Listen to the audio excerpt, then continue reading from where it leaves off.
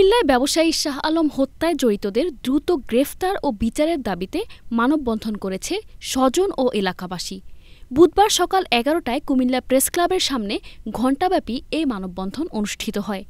এ সময় হত্যায় জড়িতদের দ্রুত গ্রেফতার সহ বিচারের আওতায় আনার দাবি জানান তারা। গত ২৪ ফেব্রুয়ারি শাহ আলমকে কুপিয়ে হত্যা করে পালিয়ে যায় দুর্বৃত্তরা। এ ঘটনায় অজ্ঞাতদের আসামি করে থানায় মামলা দায়ের করা হয়। পরে পুলিশ ৪ জনকে গ্রেফতার করলে আরও ৬ জনের নাম বেরিয়ে আসে। প্রশাসনের সহযোগিতা চেয়ে তাদের দ্রুত আইনের আওতায় এনে শাস্তির দাবি জানান স্বজনরা।